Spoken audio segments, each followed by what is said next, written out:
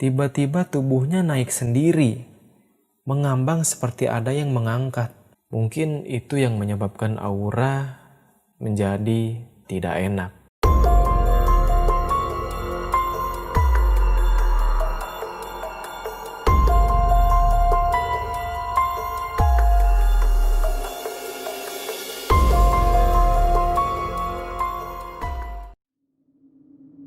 Assalamualaikum, podcast Horor Demit akan kembali menyediakan cerita horor yang wow ngeri, khusus buat kamu di segmen Nyari Mamat, nyarita horor malam Jumat. Buat kalian yang pengen ngirimin cerita ke tim kita dan diangkat di channel ini, kalian bisa kirimin ceritanya ke sini nih. Bisa DM ke IG langsung atau kirim email. Bisa berupa voice note atau rekaman suara atau berupa tulisan. Bebas, terserah kalian. Dan buat kalian yang belum subscribe, cepetan subscribe channel ini sekarang. Oke. Di episode kali ini saya ada kiriman cerita dari seseorang yang bernama Ara. Dia adalah seorang karyawan toko yang menjual beberapa makanan ringan. Dia menceritakan pengalamannya ini ketika dia bekerja shift malam di toko itu. Penasaran kayak gimana ceritanya? Tonton terus video ini sampai detik terakhir. Pasang headsetnya, matiin lampunya, dan pastiin kalian sedang sendirian. Oke, seperti biasa saya akan bertindak sebagai pemeran tokoh utama yang ada di cerita ini. Jadi saya akan bertindak sebagai Ara. Hai, sebut aja namaku Ara. Aku seorang karyawan di salah satu toko di kota Bandung. Sudah termasuk lama aku kerja di sana. Awalnya semua terasa biasa aja. Nyaman, tentram. Aku bisa nikmatin kerjaan seperti biasanya. Tapi semua berubah karena satu hal sepele. Dan hal sepele ini yang sampai sekarang pun buat aku gak masuk akal aja. Toko ini berlokasi di area yang memang strategis. Dan memang itu yang diperlukan supaya konsumen ramai berdatangan. Kejadian ini terjadi baru-baru ini, sekitar beberapa bulan yang lalu sebelum pandemi ini melanda Indonesia. Ketika itu, untuk pertama kalinya aku ditugaskan untuk shift malam. Di toko ini dibagi beberapa shift. Ada shift pagi, ada shift siang, dan ada shift malam. Shift malam ini dimulai dari pukul 9 malam sampai pukul 6 pagi. Aku kebagian kerja dengan partnerku, sebut aja namanya Wildan. Toko ini punya 2 lantai. Lantai pertama adalah tempat display barang dagangan, sementara lantai kedua dipakai sebagai gudang. Malam itu kita jaga toko cuma berdua. Seperti biasa, dini hari adalah waktu yang tepat untuk display barang dari gudang ke rak-rak yang ada di ruang utama. Ya, namanya juga dini hari. Suasananya sepi banget. Entah itu di luar toko, apalagi di dalam toko. Aku yang merasa merinding sendirian yang harus ke gudang. Inisiatif aku setel musik sekencang-kencangnya, supaya rasa merindingku ini terobati sedikit dan supaya suasana tidak terlalu sepi. Perlahan aku menaiki tangga yang sepi. Di lantai 2 terdapat satu ruangan besar yang dipakai sebagai gudang penyimpanan barang. Lampu yang menerangi ruangan sedikit remang-remang, menambah kesan horor buatku. Aku ambil barang-barang yang siap display untuk dibawa ke bawah.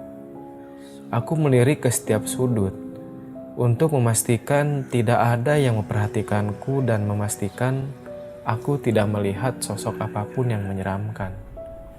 Sambil perasaan yang agak was-was, aku membawa barang ke bawah. Aku menyimpan barang yang aku bawa ini sementara di ruangan yang memang diperuntukkan hanya untuk akses karyawan ke gudang.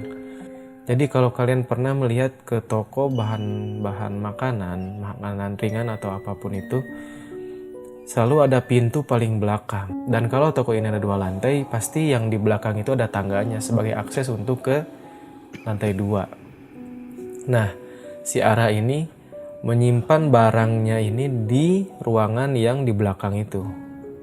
Jadi sementara sebelum didisplay langsung ke ruangan di depan. Ruangan ini ada paling belakang dan hanya dipisahkan oleh sekat dengan ruangan display tadi. Aku pun melanjutkan menaiki tangga yang sepi tadi untuk mengambil lagi barang yang selanjutnya akan didisplay.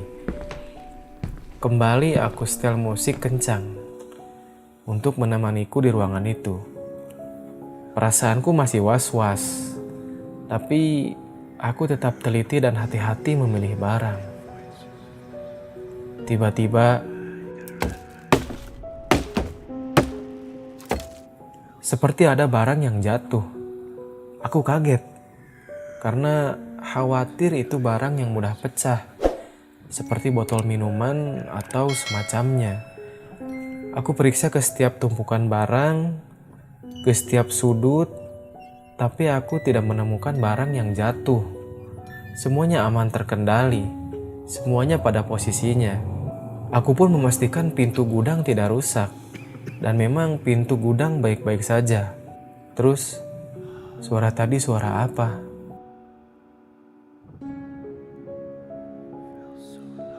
Seketika aku berpikir kalau aku sedang dijahili oleh mereka yang tak kasat mata. Menyadari hal itu, buru-buru aku ke bawah dengan membawa barang yang sudah aku siapkan. Aku pun mendisplay barang yang sudah siap tadi ke rak-rak di ruangan depan. Setelah semua barang tersimpan rapi di rak, aku menghampiri Wildan di meja kasir dan menceritakan apa yang aku alami tadi. Dan Wildan berkata, kalau memang semua karyawan di toko ini, di sini, yang baru pertama kali merasakan shift malam, pasti dia akan merasakan hal-hal yang janggal. Sebagai bentuk perkenalan dari mereka penghuni toko ini. Sebenarnya aku masih beruntung tidak melihat perwujudan mereka yang memang menyeramkan. Wildan bilang, teman-teman yang lain bahkan ada yang ditampakkan perwujudan seorang kakek-kakek yang suka mengintip dari balik tembok. Bahkan pernah suatu saat temanku yang sedang duduk diam di depan gudang melihat sosok kakek-kakek yang jauh, tapi perlahan dia mendekati sampai hanya beberapa jengkal dari hadapannya. Gangguan selanjutnya malah makin seram menurutku. Karena 2 orang yang mengalami kejadian yang sama di waktu yang berbeda. Kejadiannya adalah sebut saja Wawan dan Erik. Mereka mengalami gangguan itu sendiri-sendiri di waktu yang berbeda. Tapi kejadiannya sama.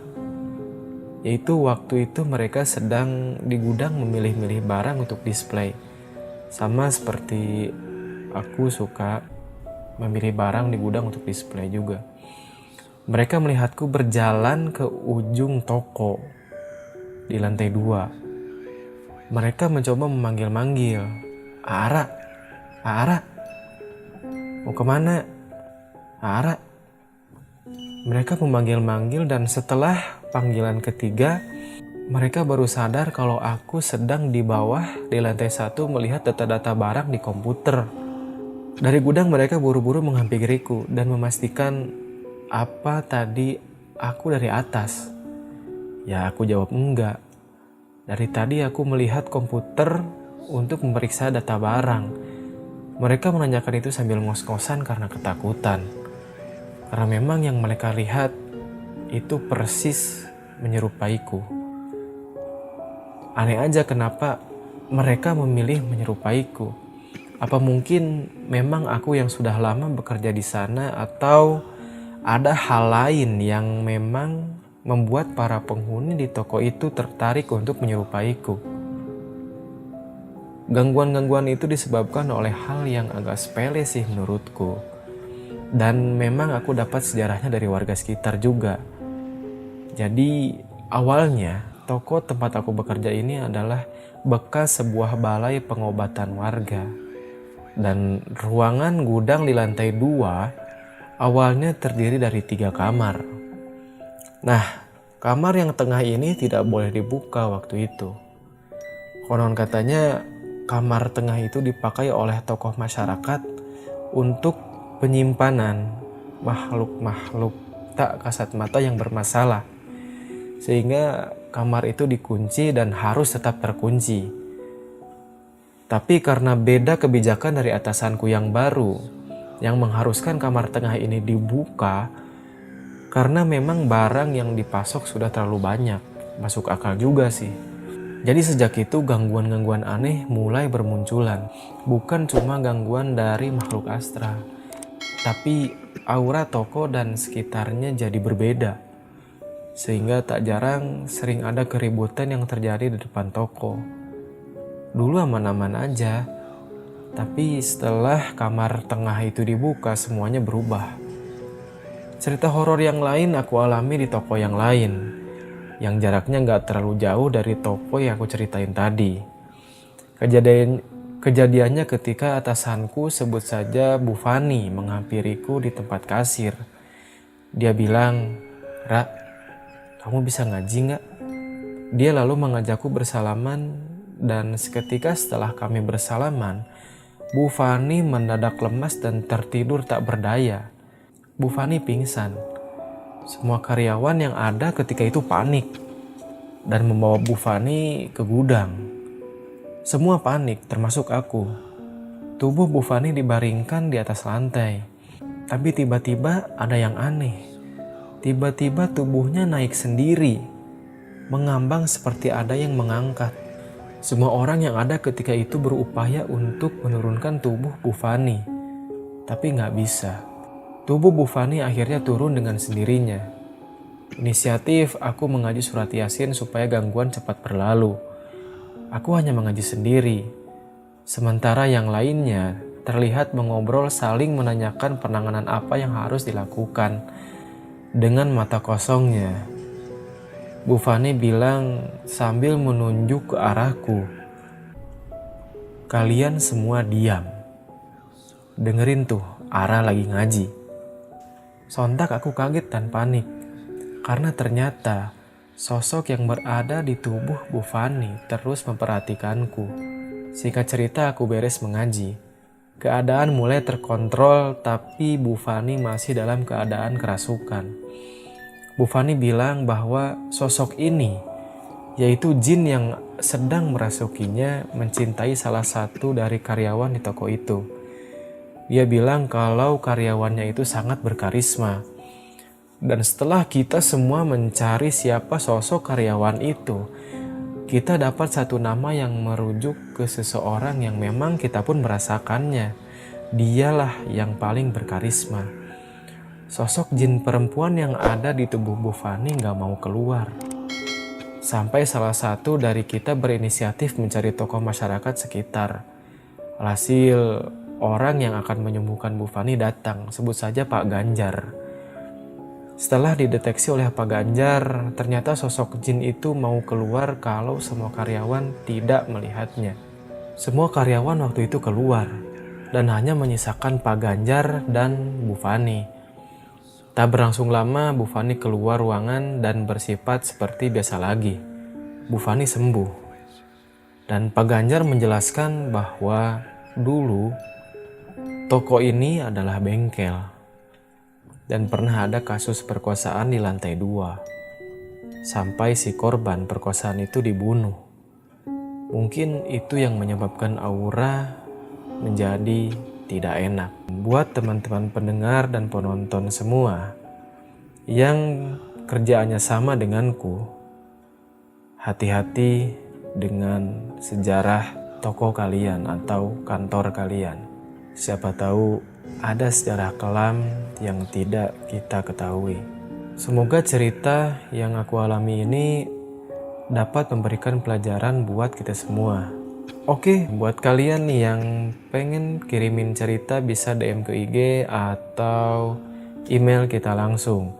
Bisa berupa rekaman suara, kalian ngobrol gini direkam ke HP, lalu rekamannya bisa kirimin ke kita, atau kalau males cangkel ngerekam, pegel ngerekam, ketik, kirimin ke kita, oke?